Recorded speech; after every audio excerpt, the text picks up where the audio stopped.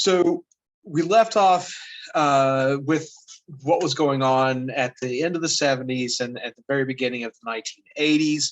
And it was a great time in the United States. We were going into a recession.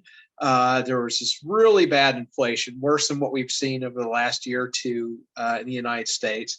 And just sort of a sense of, as Carter had stated in a speech to the American public, a crisis of confidence, that we had kind of lost our way to some degree, and was really trying to get people, regain that confidence in the American people. But his challenger sort of seized on that speech in particular. And whereas Carter had referred to it as a crisis in confidence, Ronald Reagan had called it the American malaise speech, which was a term that Carter never used in his speech. But malaise is like a sort of like an illness, like this sort of haggard feeling. And so, Reagan really used this as sort of an idea that basically Carter was saying, we're kind of sick. The American people are sick. And it worked very well for him. So Reagan, in one of the largest landslide victories, becomes the 40th president of the United States in 1981. At the time, he was the oldest president ever elected at the age of 70 or 71. That's been beaten twice now by Donald Trump and Joe Biden. But he was, based on just the election alone and the landslide victory, people were looking for a change. Carter, as I mentioned, might be one of the nicest people and kind-hearted people on the planet, but his presidency was just racked with, crises and a bad economy and things.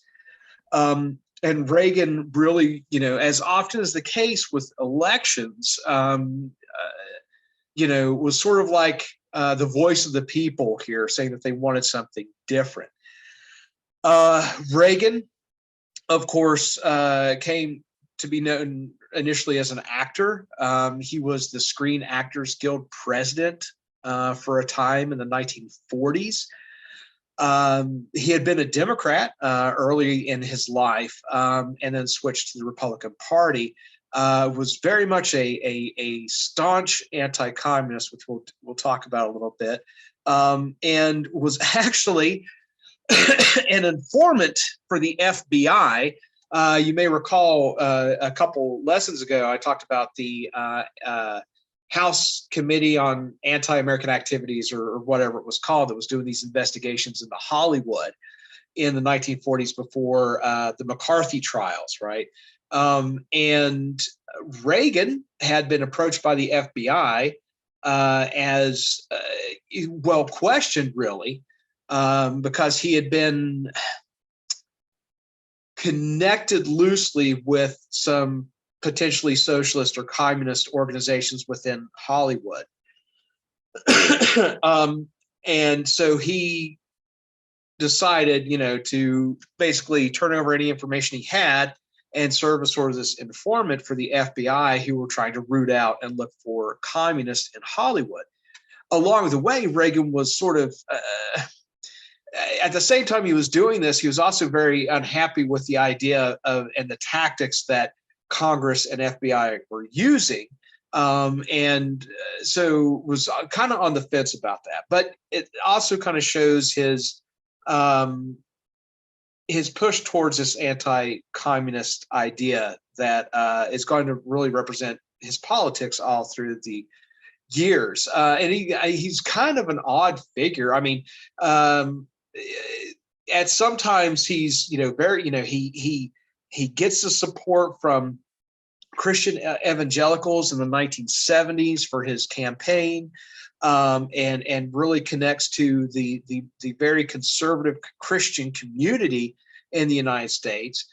At the same time, when he was governor in California, which he was right before he was elected, He opposed a measure that was put forth in the California legislature to ban gays, homosexuals, from teaching in public schools.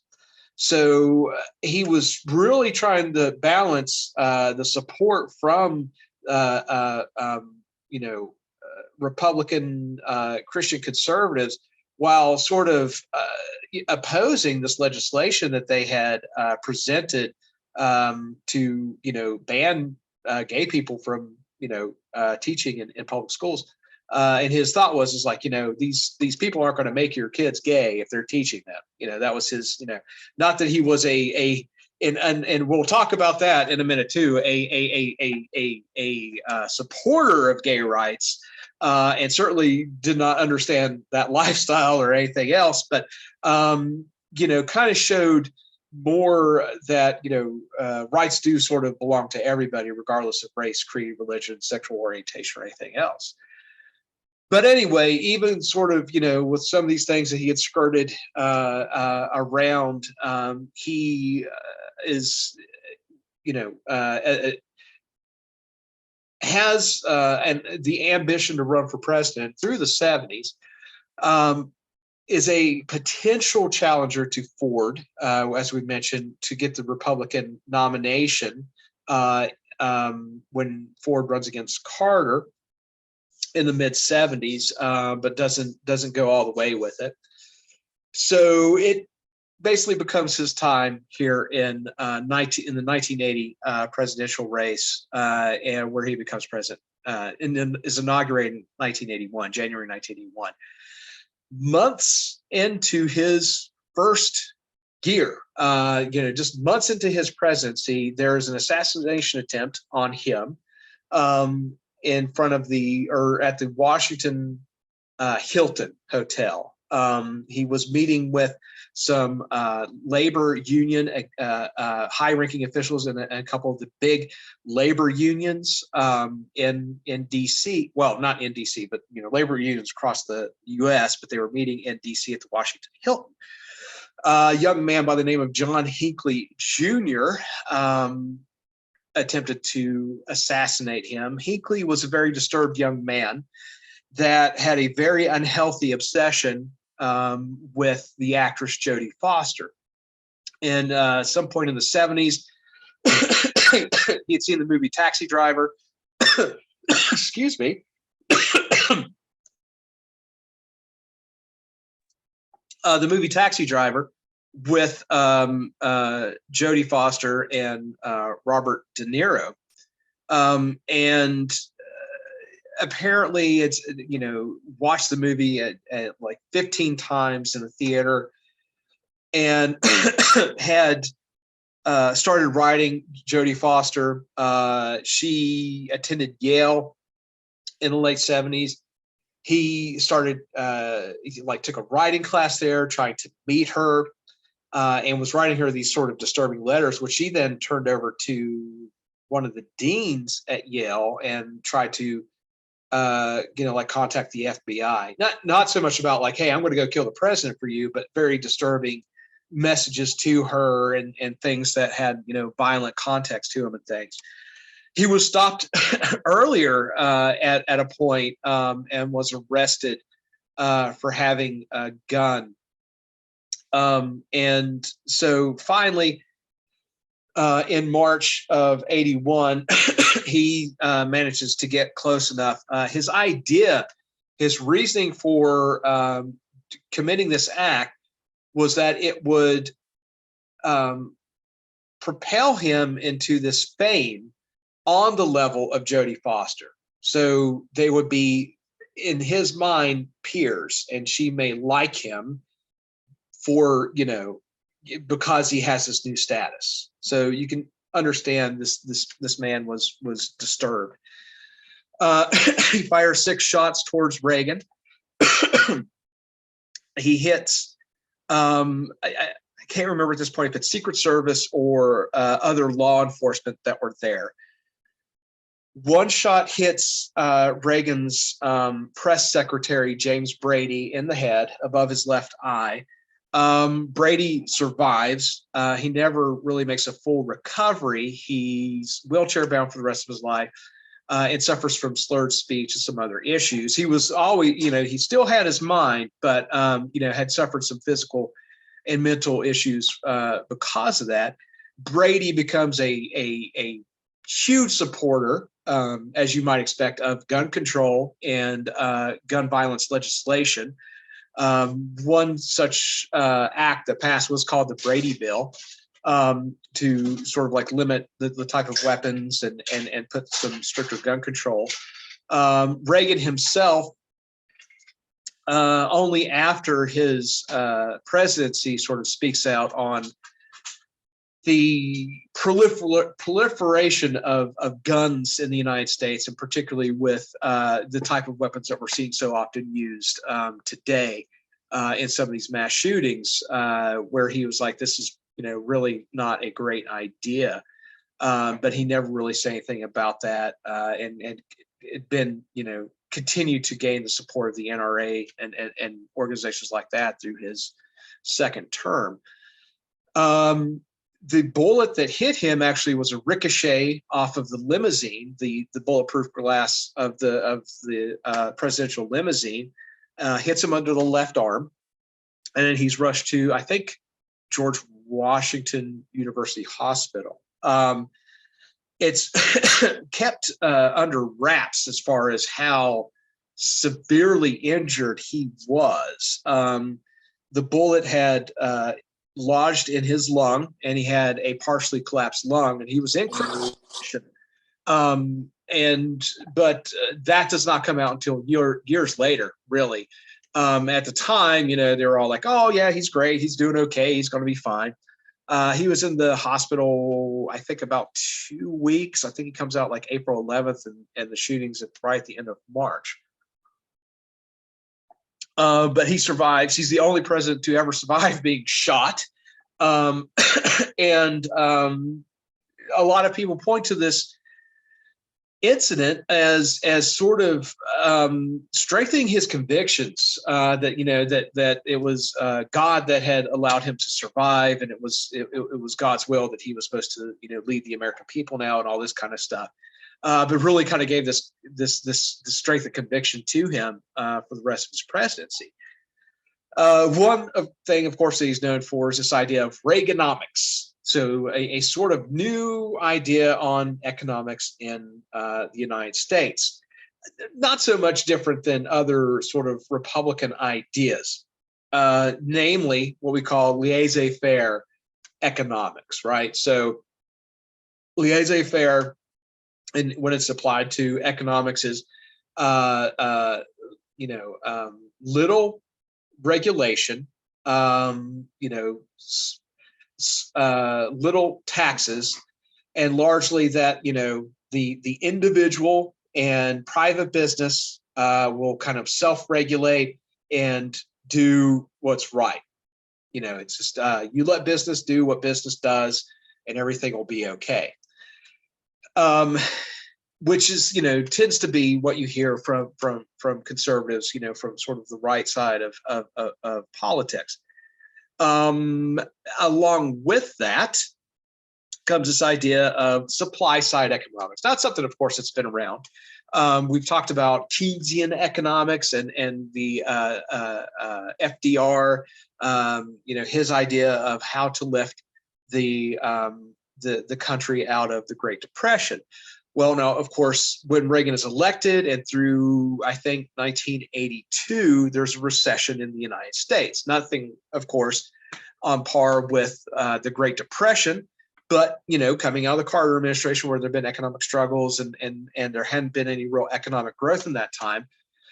So his idea, of course, is what's called supply side economics instead of demand side economics. So with demand side economics, it meant government spending to stimulate the economy, get people working, and get money back into corporations, because they're going to need, and companies to once there's demand for their products, it will start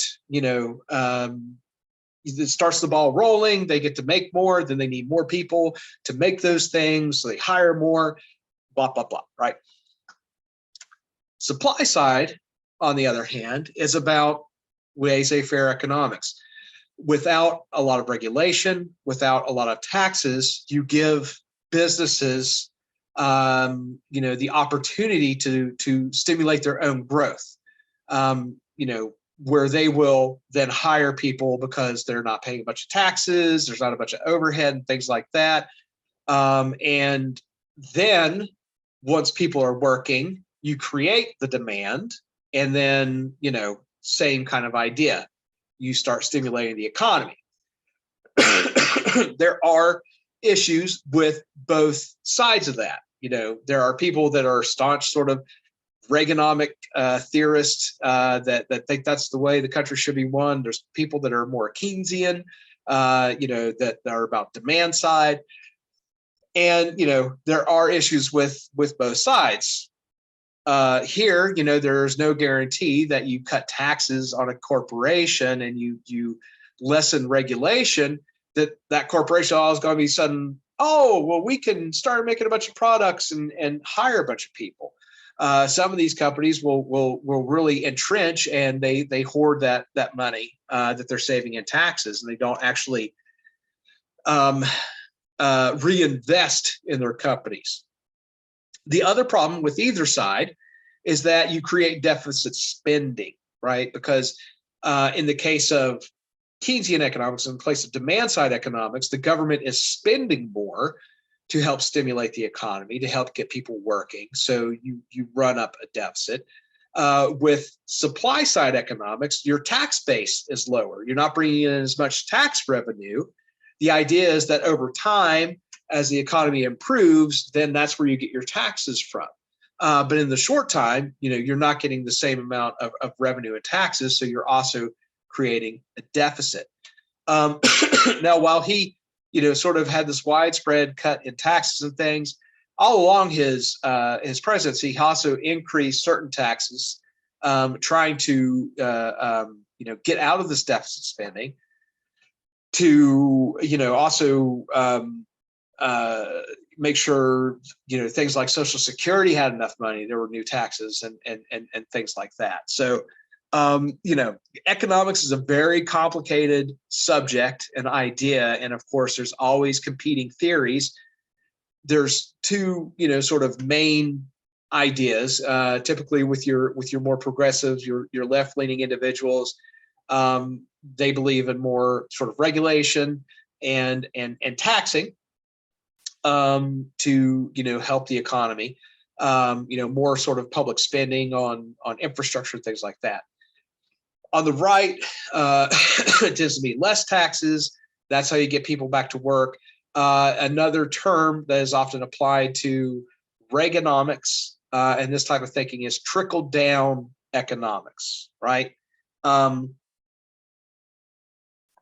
helping the big guy at the top, the wealth will trickle down to the little guy at the bottom, right? We've probably heard that term before, trickle-down economics.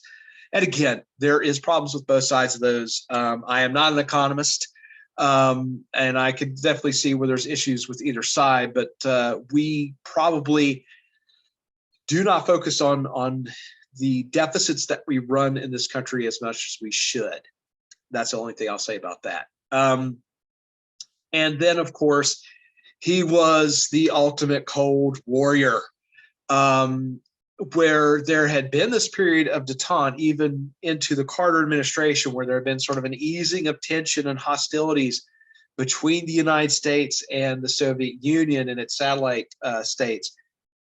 Reagan really doubles down on the Cold War. Again, I mentioned he's a staunch anti-communist, so he really ratchets up the tension again between the First World and the Second World, between the United States and its allies and the Soviet Union and its allies.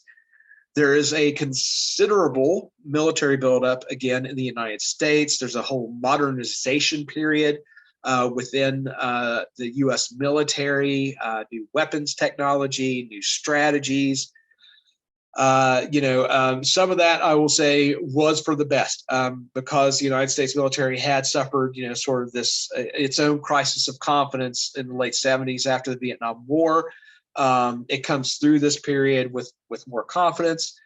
There was a failure in the Reagan administration in 1983.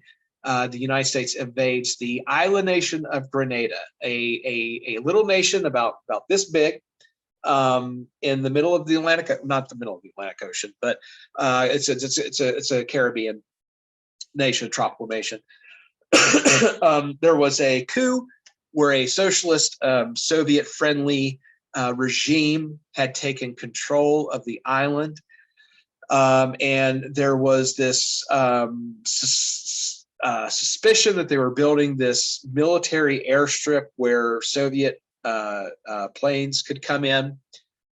So Reagan decides to invade the island under this sort of false idea that it was saving some U.S. citizens. There was a school, there was a college or university there, a med school, and there was a group of U.S. students who were there.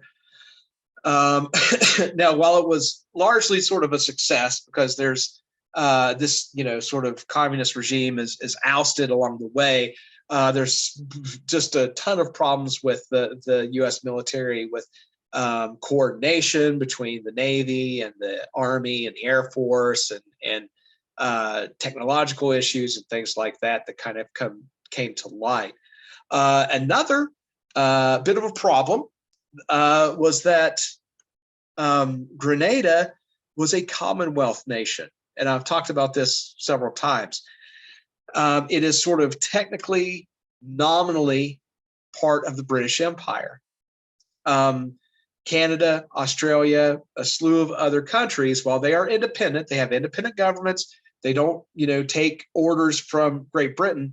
They still consider the Queen at this point, or whoever the monarch is, but Queen Elizabeth at this point, as their head of state. And I mentioned, with like Canada, if Britain goes to war, Canada's right behind them, and so is Australia. So it's largely it's almost like just a traditional sort of cultural, political kind of idea. They don't take their lead as far as laws and stuff like that, but there's a strong connection between Canada and places like that. Well, Grenada was still considered a Commonwealth of Great Britain.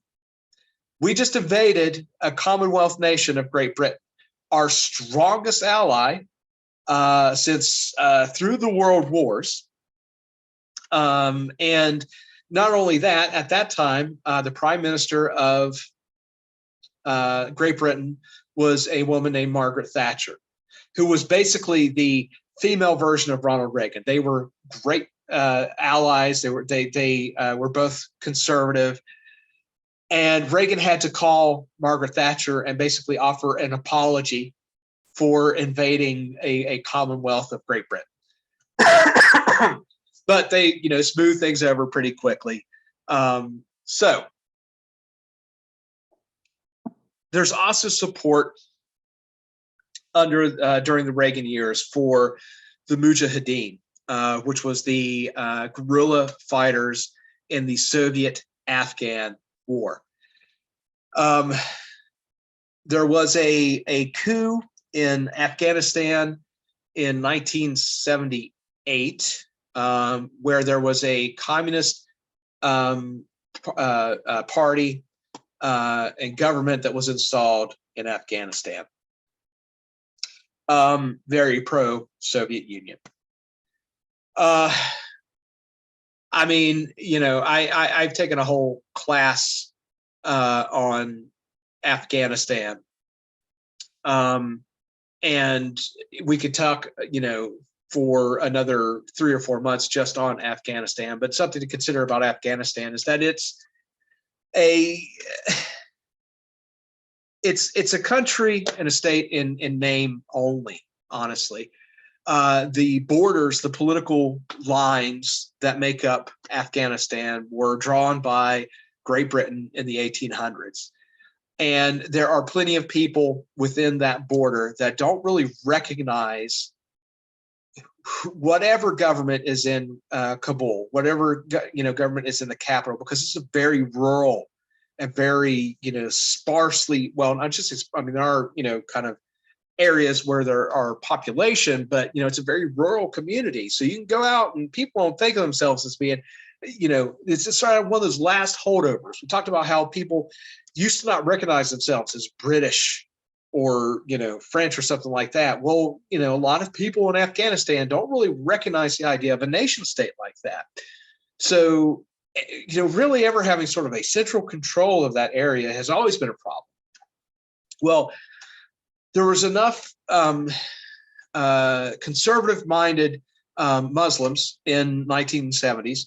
Again, with there was a whole bunch of reforms that were issued under this new communist government, and a lot of these sort of conservative-minded Muslims did not care for that, so they started a revolution. They were going to basically try to overthrow the government. So these fighters are known as the Mujahideen, and the United States, through their support behind them, it is that situation where the enemy of my enemy is my friend. They were fighting the Soviet Union, so we started supplying them with weapons and other equipment. And this was one of sort of the major events that maybe sped up the collapse of the Soviet Union because of the amount that they spent on this war. But we were, supplying the Mujahideen with weapons and aid, along with, it was just a very odd time because we had, Pakistan. Well, Pakistan is considered an ally. Saudi Arabia and Iran were also helping Afghanistan. So, that was during the Reagan administration.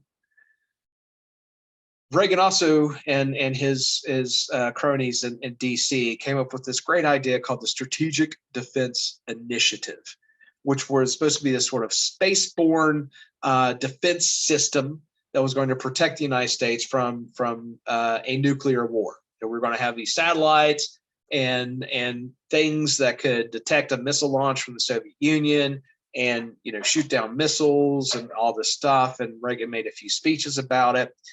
And critics of that were like, man, we don't have this technology. I don't know where this is coming from. So it became known as Star Wars, right? So this is, on the heels of George Lucas's 1977 movie and 1980 movies. And, this idea, this grand idea. It worked, though, to some degree, because the Soviet Union was quite scared that we were going to be able to, basically control space as much as we controlled, our continent, and that we were going to be able to invest a lot of money into this. And the Soviet Union realized that we're not going to be able to do this. But there's a lot of criticism for Reagan's foreign policy and his pressure on the Soviet Union.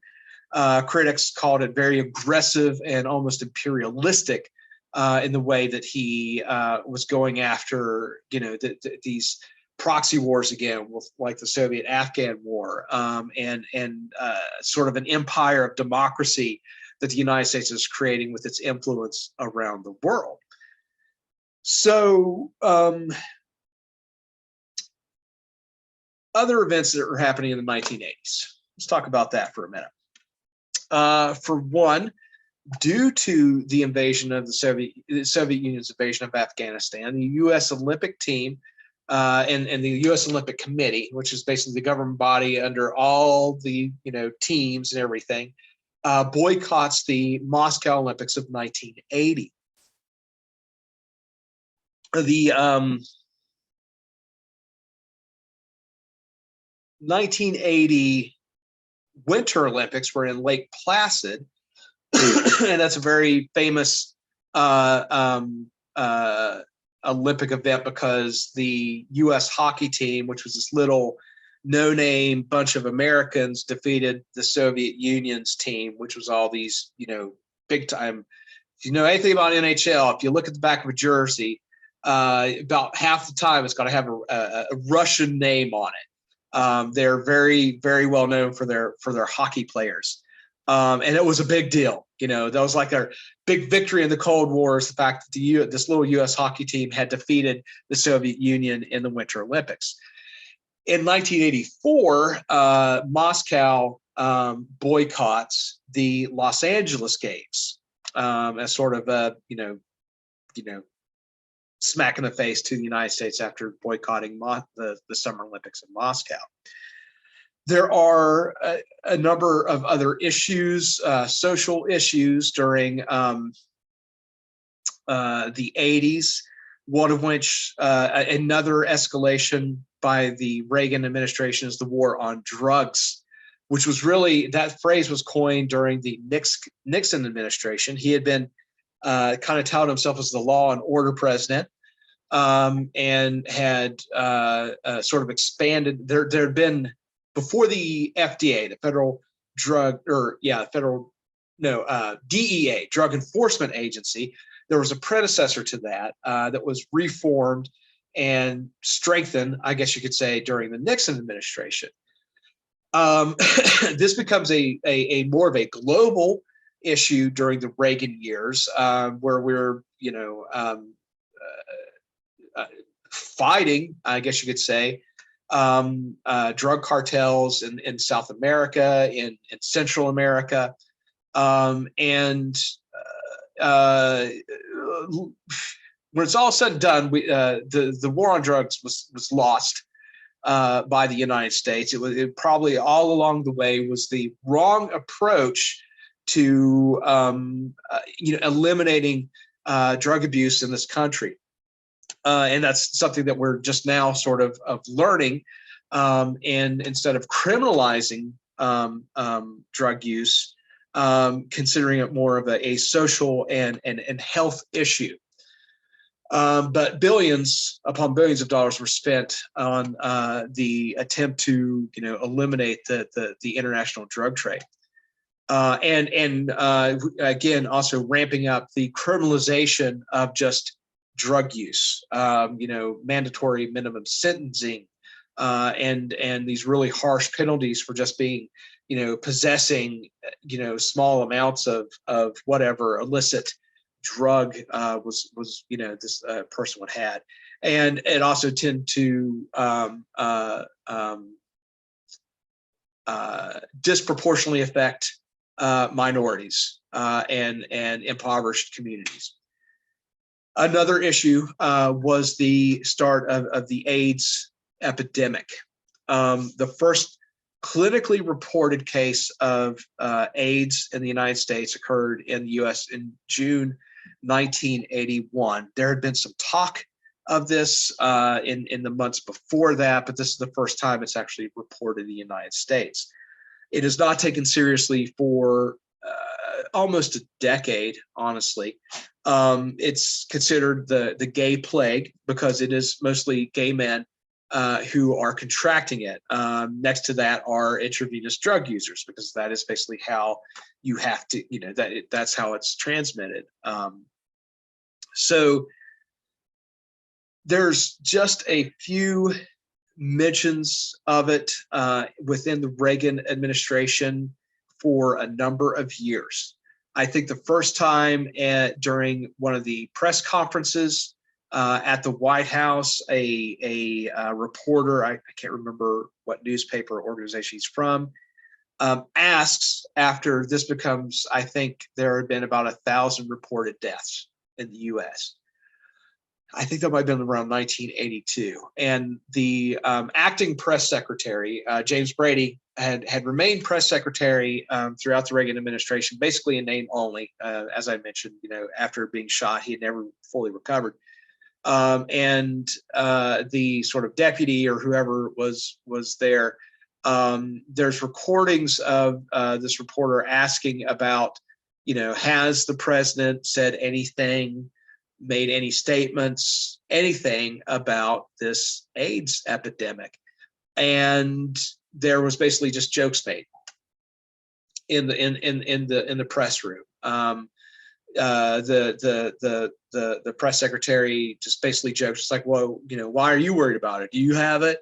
And just all in all, blowing it off. Like another year passed. The same reporter asked something about it when there had been more deaths, and he gets largely the same response. So it's it's over 4 years before Reagan himself makes any public mention of this epidemic. 4 years before he actually says that this is becoming an issue. It's finally, I mean, even today it is stigmatized. There are people that are treated differently because of their status as far as being HIV positive or having AIDS. At this time, of course, it's far worse because it's only looked at gay men and IV drug users who are getting this. And then it makes its way into the blood supply from blood donations. If you need an emergency transfusion because of surgery or an accident or something like that, and there are several instances of children who are getting ill, which starts to sort of slowly changes that stigma. And the fact that other people also get it. So there's finally some admission of a need to finally explore this and investigate further what's happening with this epidemic. So in June of 1987, Reagan forms this commission on the HIV epidemic. And there's a series of reports finally giving it some official attention, by Center of Disease Control and the organization that Fauci heads, the National Health Administration or whatever it is. This is actually where Fauci, Dr. Anthony Fauci, came to prominence as a epidemiologist studying the HIV epidemic. This is something I lived through as a child and as a teenager. Just crazy. I won't say conspiracy theories, but a lack of knowledge that was so evident in this time about AIDS. Being a kid in like junior high and hearing people be like, oh, if a mosquito bites somebody with AIDS and then they bite you, you're going to get AIDS. Or, somebody gives you a $1 bill and they have AIDS and they sweat on it, you're going to get AIDS. And I mean, I'm not talking about other children. These are like adults saying this kind of crap. And nobody was educated on it. Nobody understood it. So there was all these just crazy theories. And to this day, I remember the Surgeon General under Reagan was a dude named C. Everett Koop. And he was an older guy. He had an Amish beard. And the reason I remember his name was like he was the only one that seemed to be able to think reasonably and logically about this.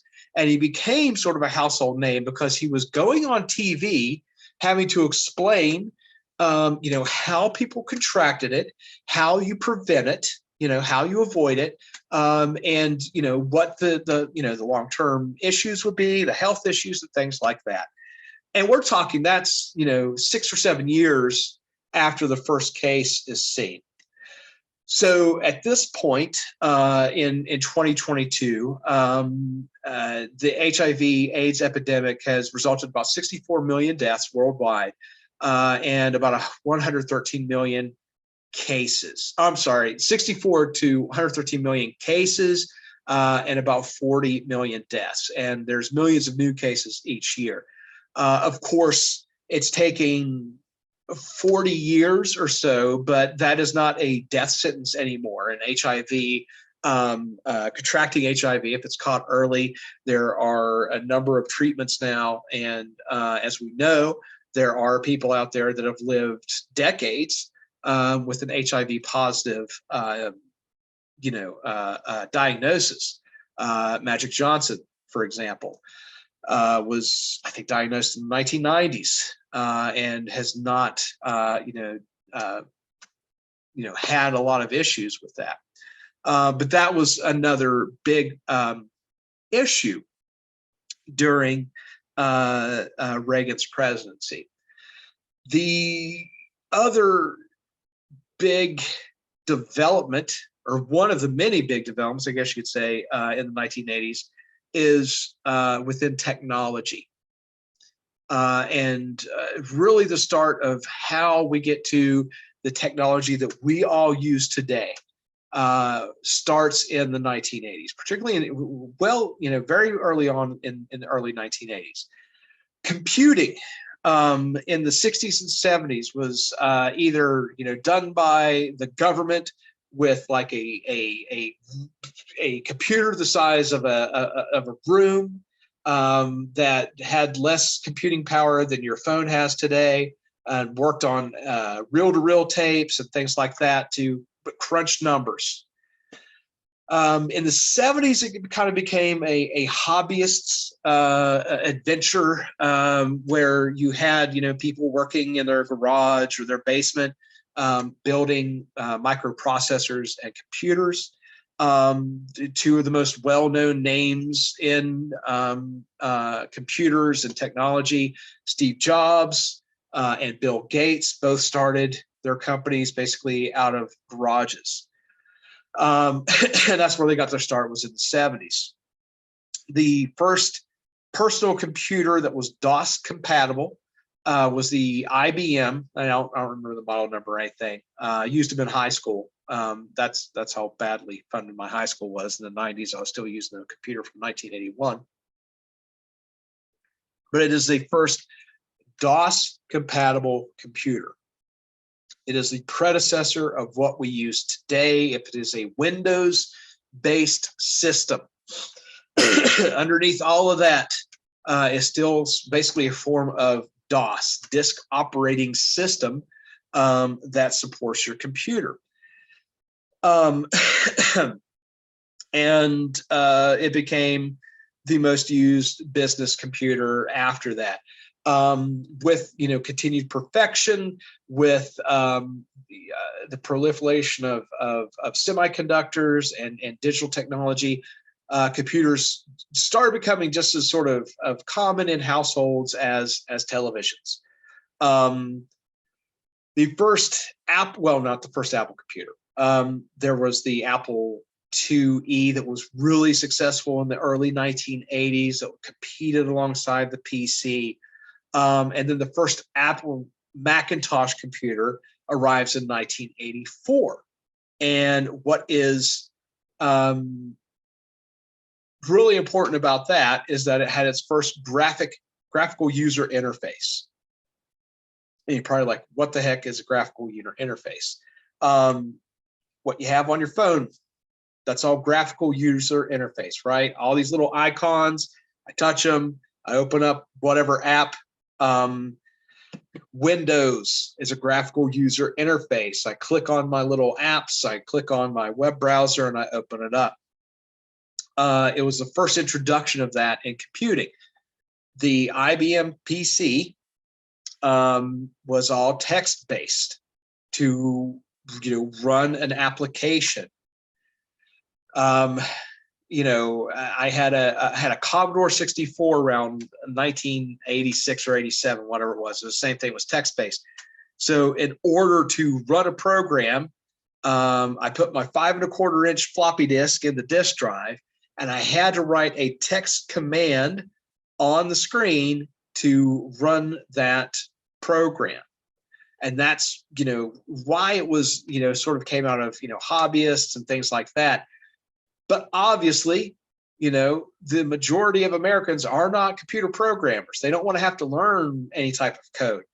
And the graphical user interface eliminated that and made it more of an available technology to everyone. So just like our phones today, we went from having to click around on our screens with a mouse to just being able to touch things on a screen. And of course, but where Apple had been sort of the original, the originators of that, it was quickly also adopted by, IBM and Microsoft. That's where we get Windows from and things like that. There was also a huge, video game market in the very early 1980s. The Atari 2600 sold millions of consoles, sold millions of games.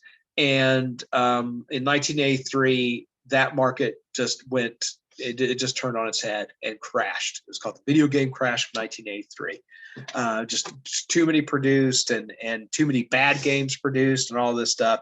So there was a time between like 1983, 1986, 87, where people thought, oh, well, I guess that video game craze had passed.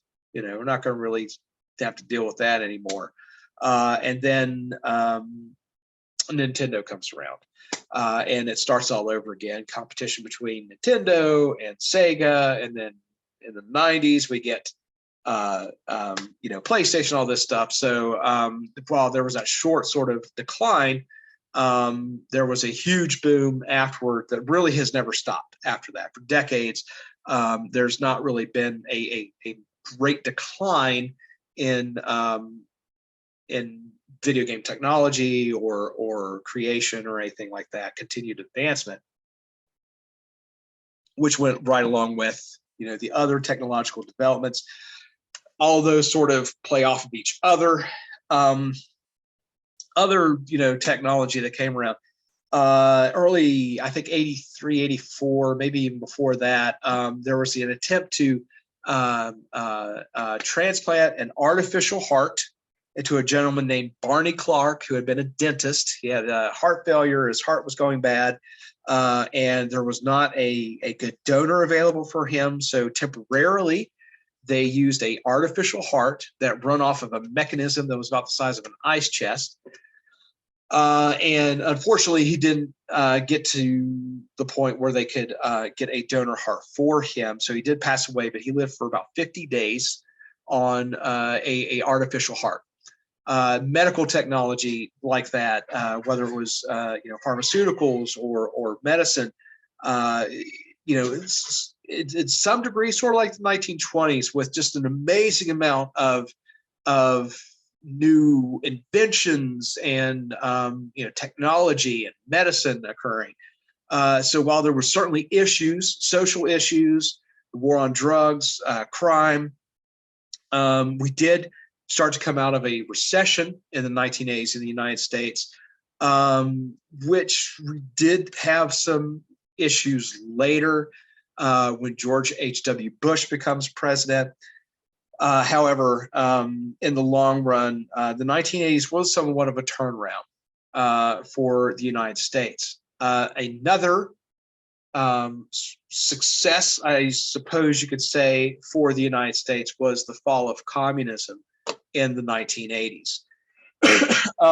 Mikhail Gorbachev becomes the general secretary, right, the leader of the Communist Party, the Soviet Union, in 1985. After, well, I think there was like one or two guys that had replaced Leonid Brezhnev, but eventually Gorbachev becomes the leader to the end of the fall of the Soviet Union.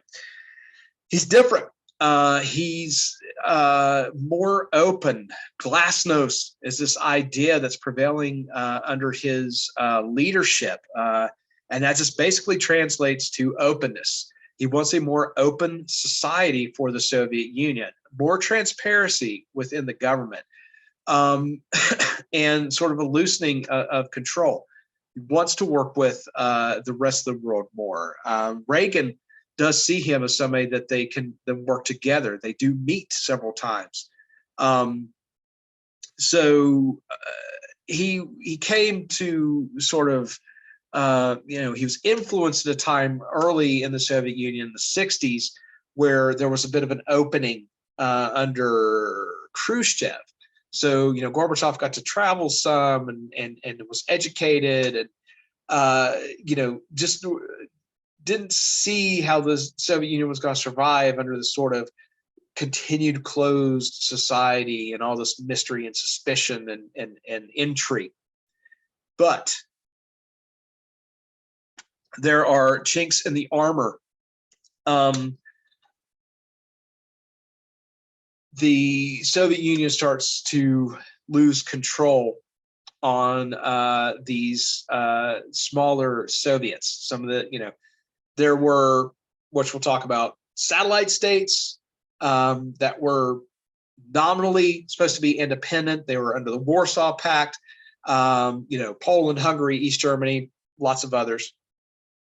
And then there was actually parts of the Soviet Union that were individual Soviets, right? So they were ethnically maybe different, maybe culturally different, but were directly under the control of Moscow. The Baltic states in 1988 are starting to seek independence and democratic elections. So when I say Baltic states, these are on the Baltic Sea, way up north on the European continent. And that's three little states, Latvia, Estonia, and Lithuania. And it just seems the more Gorbachev tried to sort of loosen his grip to help improve situations, the more these states tried to take control on their own. Then there's the Caucasus, which is the area of the Caucasus Mountains, Caucasus Mountains in Europe and Asia. So Azerbaijan, there was a Soviet, Azerbaijan, Armenia, and Georgia are doing the same thing. They're seeking democratic elections. They, have not left the Soviet Union, but they're pushing back on complete control. So Gorbachev tries to start to reform the Soviet government. Wants maybe some free elections. Wants to maybe give these states some more control, a little more autonomy. But again, in the long run, that's just going to let them slip through his fingers. There are lots of economic troubles in the Soviet Union. One of which obviously is because of the Afghan war in Afghanistan. And then there's revolutions in the Soviet satellite states. So as I mentioned, these were places that were occupied by the Red Army at the end of World War II. So 1945, which we talked about quite a bit. So East Germany, for example. It starts in Poland, and Poland wants to have a democratic process, democratic elections. Now, as I mentioned, satellite states, largely they were just independent states in name only. They still took their direction from the Soviet Union. They're part of the Warsaw Pact, which is kind of like NATO. It was a collective defense organization, right? So if East Germany's attacked, this is going to draw on the Soviet Union and Poland and all this and that.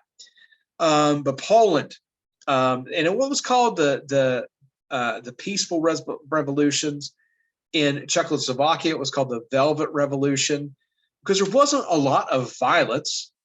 There wasn't big coups or anything like that, but there was a lot of peaceful protests. And there was also some push in that direction by, pro-Western regimes. The Vatican and Pope John Paul were very big supporters of these movements, probably supplied some funding for some of these movements, but it started with Poland around 1988. And then it sort of snowballed. So Poland seeking democratic elections and more independence from the Soviet Union. Hungary, the same thing. East Germany, and this is where late in 1989, I believe it was November 10th, maybe, November 1989, the Berlin Wall comes down. And this was just, it's still today seen as this huge signal to the impending doom, the imminent collapse of the Soviet Union. The idea was not to just allow Berliners, kind of going back to the way it was before the beginning of the 1960s, where they could start interacting a little bit. But within the next 3 or 4 years, Germany had reunified. But that moment, there was such a iconic moment when people are starting to tear down the wall, and citizens, and there's nobody stopping it. German police, East German police, and soldiers and things like that are not doing anything, because they see this inevitability that the fall of communism is coming. So Berlin first is sort of somewhat unified, and then Germany after. And then Czechoslovakia, Romania, I said Hungary, Yugoslavia, all these places are starting to seek more independence and seeking democratic elections, and moving away from being sort of these satellites of the Soviet Union. And then we finally get the final collapse. So again, sort of in the Caucasus area, and then in the 90s, these Central Asian states. So you remember I mentioned most of those Stan states outside of Afghanistan were part of the Soviet Union. Turkmenistan, Tajikistan, if I'm saying that right, Kazakhstan, all these places are starting to seek independence. And Ukraine also. So eventually, things get complicated, but there's a sort of rival political party that's created in Russia. They elect a president named Boris Yeltsin. But finally, the Soviet Union was kind of seen as the final collapse, is when Mikhail Gorbachev resigns from the party as the general secretary on December 25th, 1991. Immediately after that, that iconic red flag with the hammer and sickle is taken down from the what's it called? Moscow's Capitol building. The Kremlin, the flag is removed, and the the Russian Federation flag is replaced, or replaces the communist flag of the Soviet Union.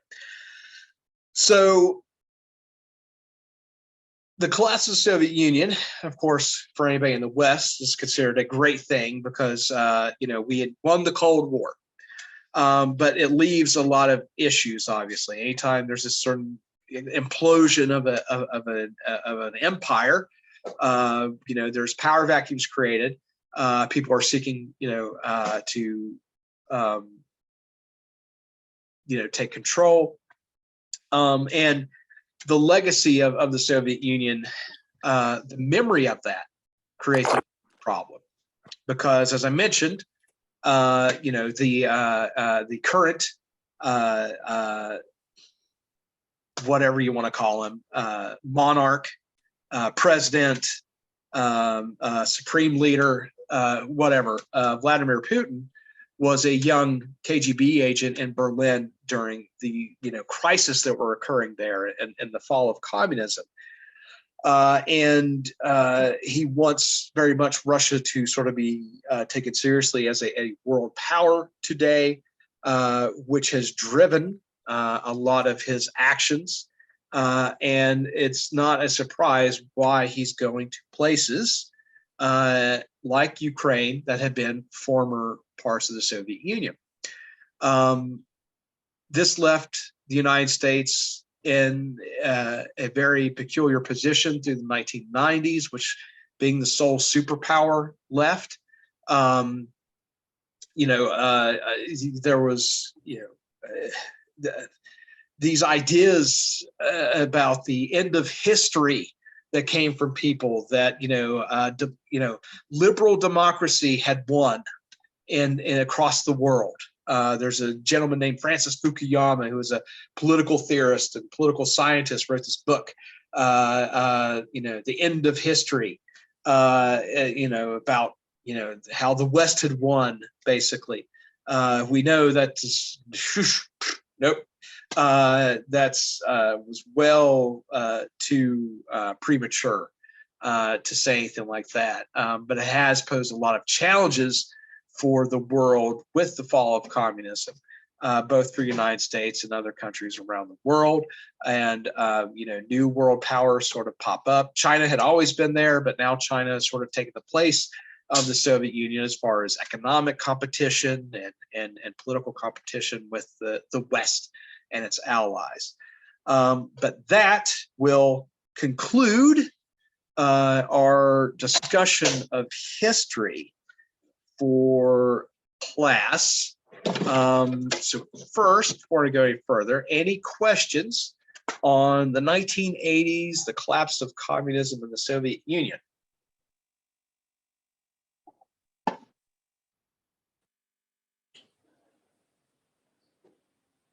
Okay, so moving forward, just laying out a sort of a game plan for the next 2 weeks.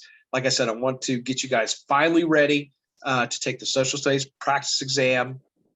So the last part we need to deal with here are a few things dealing with other types of visual information. And I will incorporate some civics into that, just further some understanding as far as how our government works, how we elect officials and everything like that, which is a really good time to introduce maps.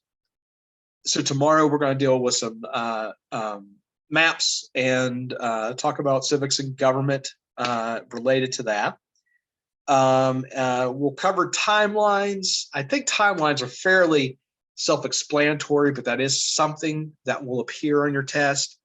And then depending on how we do over the next couple of days, we'll either start taking some practice tests this week or we will do them next week, which will be a little closer to what you'll see as far as your social studies tests.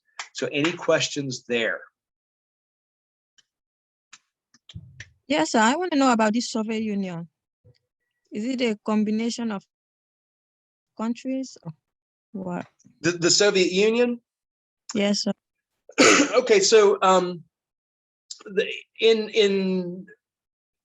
so it was considered one giant sort of country. It all sort of, they were governed from Moscow, right, which was the capital of, well, today it's Russia, but at that time was the Soviet Union. There was what we called individual Soviets. Okay, so and that's what became independent states at the collapse of the Soviet Union. So, and these had been countries, prior to the Soviet Union. So, like I said, some of those stand countries, Turkmenistan and places like that, had been associated with Russia, but had their own governments. They have their own, ethnically, Turkmen people. And it was the same thing, on the eastern side with Latvia and Lithuania.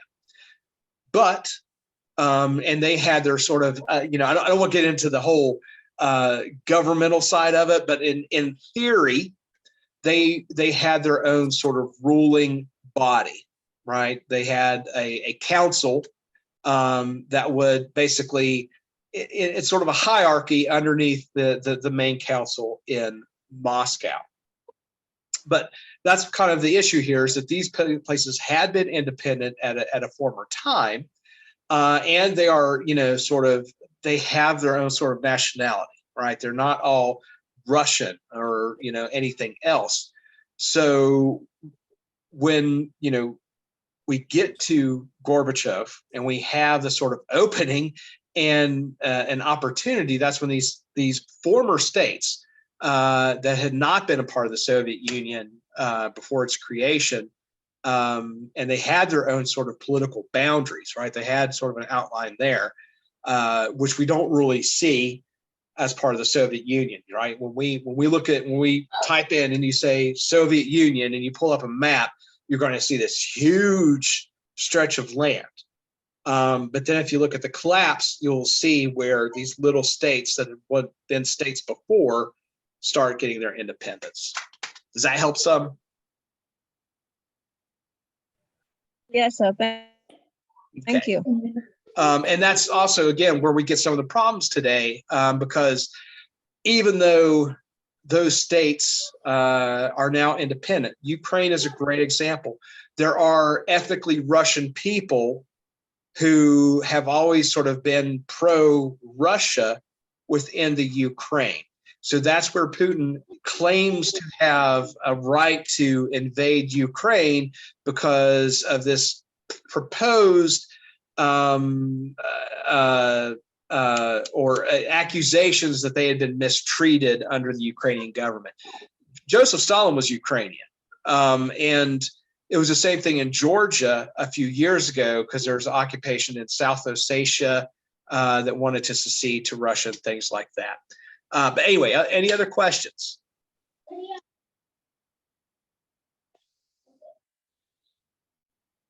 Okay, so in that case, we'll take a break, about 10 minutes. We'll come back, fairly quick lesson for language arts today on often misspelled words, wrapping up that little section on confused words. So I'll see you guys back here at about 1:35. All right, thanks.